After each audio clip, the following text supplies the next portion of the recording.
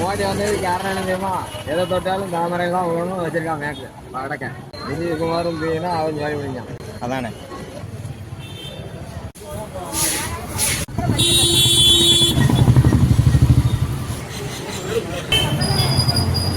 ஒவ்வொரு வாட்டி எத்தனை அதிமுக குடும்பம் ஆனால் ஒரு ஓட்டு கூட விழுன்னு சொல்றாங்க.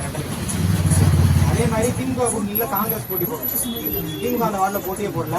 கை சின்னத்துல ஒரு ஓட்டு கூட விழுன்னு சொல்லி நான் தமிழுக்கு 22 வார்டில் ஒரு கேண்டிடேட் கூட ஓட்டு விடுவோம். முறை கொண்டு வரணும். அதுக்காக மக்கள் கேட்கணும். அதனால ஒரு அமைப்பை உருவாக்கிட்டு இருக்கோம். மதுரையில இருந்து 16வது மாவட்டமாக எங்கள் திருநெல்வேலி வரும். 15 மாவட்டங்களில் பிரச்சாரம் பண்ணியிருக்கோம். மக்கள் வந்து ஃபுல்லாக ஆதரவு கொடுக்குறாங்க. பழைய மாதிரி சீட்டு கொண்டு வரணும்.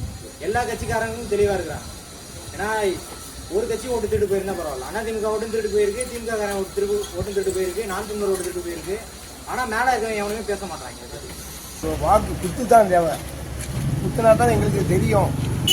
கம்ப்யூட்டர் போட்டாச்சுன்னா எங்களுக்கு தெரியுமா யார் ஜெயிச்சிருக்கான்னு. ஏமாத்தோட நிறைய நடக்கும்.